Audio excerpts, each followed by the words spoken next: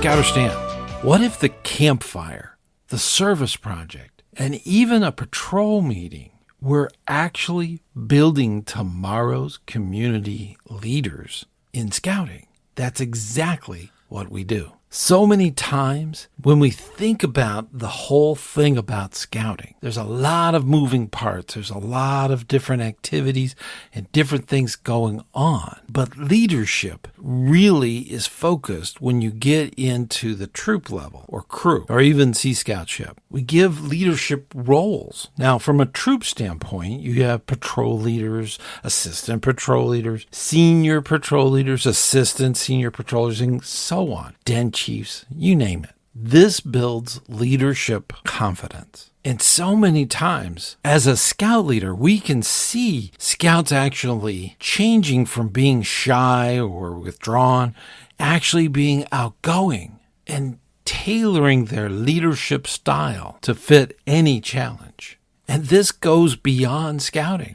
A lot of times there's decision-making and problem-solving situations later in life. Scouting gives youth a chance to make real decisions that affects their peers in a safe environment.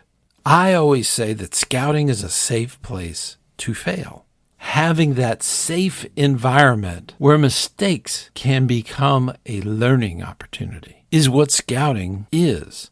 Now, we even take it a step further when we talk about servant leadership. Leadership in scouting isn't about power. It's about helping others. This all ties in to the Scout Oath when we say help others at all times. One of the neat things about servant leadership is that the leader is not necessarily the one making the big changes. They're seeing that those changes occur. And a lot of times when a success is made, it's celebrated by the entire team and not just the leadership. Community engagement is really important with any scouting unit. Service projects as an opportunity for leadership, organization, and inspiring youth to go beyond just a simple service project. A lot of times, these go beyond and have more experience that translates into a lifelong civic involvement. And with the leadership skills that scouting provides, it makes a big difference. Now, when it comes to conflict resolution and teamwork, scouting steps in again.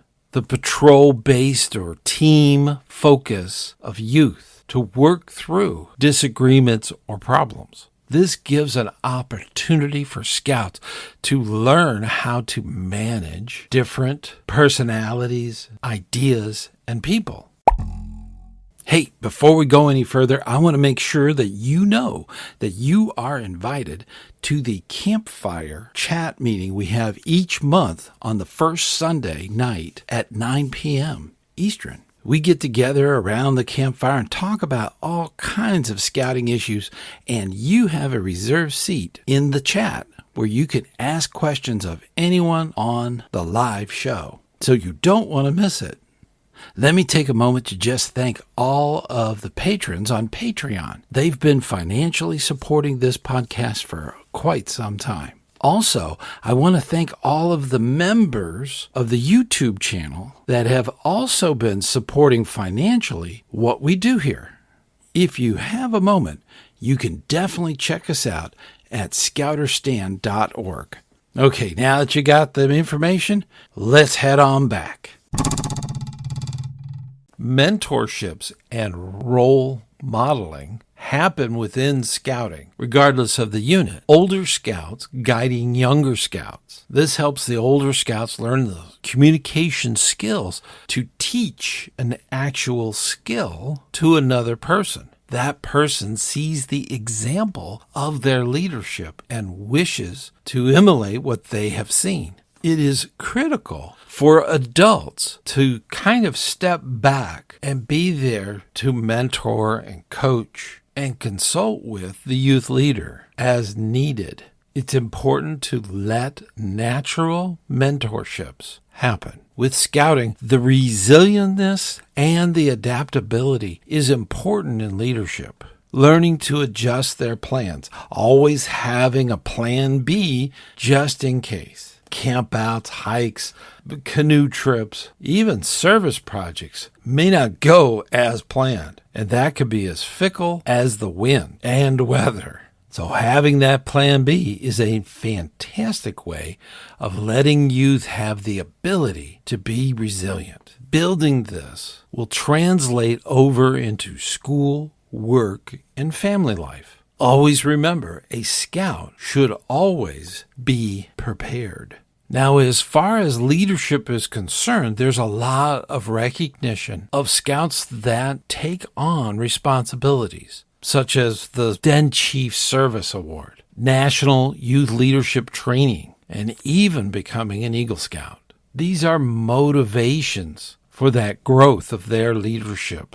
And it should be a moment that us, as the adult leaders, allow the scout time to reflect in what they've learned from their leadership experience. As a mentor, ask them probing questions about their leadership. There are hidden benefits, lifelong leadership qualities that go beyond scouting. Leadership is not just a skill that's learned. Helping that scout shape their leadership style will see themselves as leaders in their families, their workplaces, and their community. There's kind of a ripple effect that occurs when a scout takes on leadership. They start finding their own self-confidence, and that is what other scouts look to. This leadership ripples out to their friends, all the other scouts, and then pretty soon the adult leaders are in the same mode, and it just ripples out. Pretty soon they take this home, and this personality of that leadership skill actually starts to blossom. And it goes through the family, into the community. It's a ripple effect that can go on for a lifetime. Now, it's important that adults resist. I know it's hard. Don't do everything for the youth. Let them come to that. Help facilitate that. Help them find what they need. Don't just give it to them. This will start to build confidence with the youth over time. As a youth leader, they will get more and more opportunities, and you'll be there as a mentor to help them through any of those questions they may have. As an adult leader, it's important not to try to influence the decisions. Never use terms like, "we've never done it that way." Instead, use terms like, "that might work, but what do you see could happen?" It's important not to set the scout up for mistakes or problems. It's important that you're there to prevent them, or at least give them advice that would cause them to reflect on the decisions they're making. Scouting is a safe place to fail, but we don't need to set that up. We need to be looking for experience that causes growth instead of perfect execution of a task. We do a lot for our scouts, and I'm so very proud of all that you do as a scout leader. Keep up that good hard work, and I look forward to seeing you on the trail.